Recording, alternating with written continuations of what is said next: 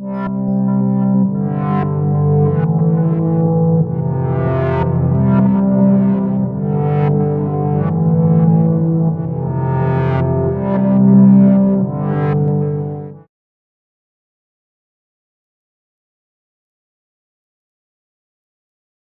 nom est Manon Ayotte, je suis ingénieure forestier au groupement forestier des Appalaches. Je m'occupais de la coordination du projet du ruisseau Bernier qui s'est déroulé de 2009 à 2014 environ. On se trouve présentement dans le dispositif Feuillu. En fait, là, ça a été mis en place à la demande du propriétaire. Il est très actif en aménagement forestier et il remarquait que ses efforts pour régénérer des espèces fonctionnait, mais qu'il y avait le passage du cerf qui venait un peu compromettre là, ses essais. On se retrouve dans la zone 4 pour le cerf de Virginie, mais on est vraiment à la limite. Donc, les populations seraient stables dans la zone 4. On serait autour d'une densité de 4 chevreuils par kilomètre carré pour une cible de 3 à 5, donc ce serait normal. Mais pour le reste du territoire du groupement forestier de Wolfe, on est plus autour de 9 pour une densité visée de 3 à 5, fait que presque le double. Fait qu'on peut penser là, que comme on est à la jonction un petit peu, là, on retrouve ces conditions-là ici. L'objectif du projet, c'était d'avoir des données précises sur les dires du propriétaire. Est-ce qu'effectivement, on note une pression et comment est-ce qu'on peut quantifier cette pression-là? Le dispositif Feuillu visait à documenter les tiges feuillues, essentiellement l'érable, et en cours de route, on s'est rendu compte que le frêne là, serait suivi aussi.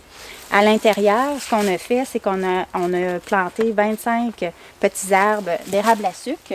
On a fait exactement la même chose dans un témoin qui est situé à l'arrière du dispositif. Et cette année, on a ajouté un nouveau témoin parce qu'on notait une régénération un petit peu plus abondante pour comparer des choses qui se ressemblent au fil du temps.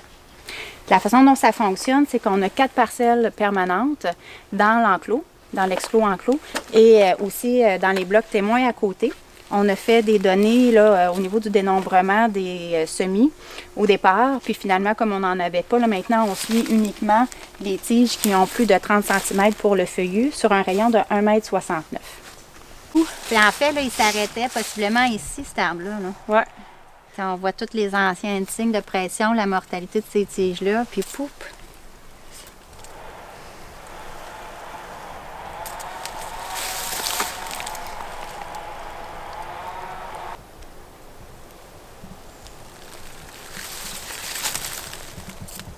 On en est à la 4e année du projet.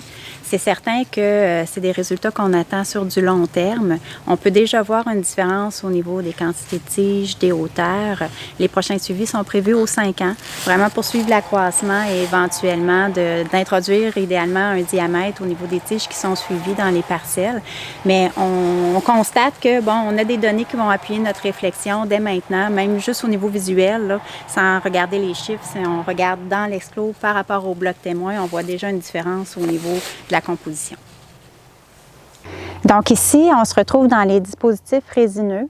On a 2 secteurs, un exclos 10 par 10, un témoin de la même superficie, 4 parcelles permanentes de suivi où on a regardé au départ l'établissement au niveau des semis et maintenant, là, 4 années plus tard, on suit vraiment les tiges de 15 cm et plus. Un petit peu plus loin, on va aller le voir tantôt, on a le même patron qui est répété. Encore un exclos d'environ 10 par 10 avec un témoin. Donc, nos objectifs par rapport au cèdre, ils étaient multiples. Oui, l'aspect du chevreuil, que c'est certain que c'est une espèce qui est très convoitée pour l'alimentation, mais c'est aussi un abri très intéressant. C'est durable, c'est très longévif, ça retient bien le couvert de neige et c'est difficile à régénérer. Des fois, là, on peut appliquer un même scénario à un même peuplement qui semble dans des circonstances similaires, puis on n'aura pas du tout les mêmes résultats. Il y a d'ailleurs un excellent guide là, produit par le Service canadien des forêts en 2012 qui nous aide sur les lignes de réflexion par rapport à la sylviculture du cèdre. C'est certain qu'il y a besoin du minéral, ça tout le monde s'entend pour ça. Le fait d'enlever les branches permettait de créer les microcytes. Et bon, ici on a une station qui est intéressante, une petite pente, pas trop humide. L'établissement devrait être propice pour le cèdre. Là, on voit ici, on a un cèdre planté. T'sais, on a quand même une belle hauteur, là. On est pas loin du 45 cm, une belle tige droite, 0 signe de brou. On retrouve notre parcelle de suivi. On peut aussi là, remarquer la qualité des érables à sucre. Donc encore là, une tige droite, 0 signe de brou, belle hauteur. On a quelques sujets moins performants. Ici, on voit, là, on a eu un essai de buton. On voit les vestiges de l'essai de buton.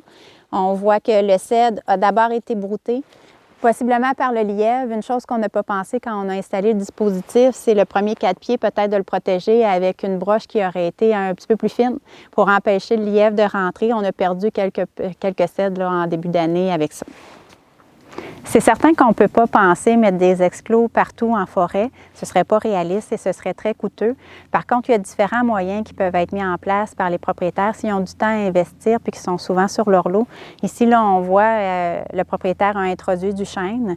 Il a essayé toutes sortes de dispositifs. Celui-ci, c'est son plus performant. Donc, ajustable avec la hauteur, pas trop compliqué. La neige passe à travers ça. Pas besoin de le relever à chaque printemps. Ce serait génial qu'il y ait des programmes pour soutenir ces initiatives-là. C'est de la microforesterie, c'est pas évident.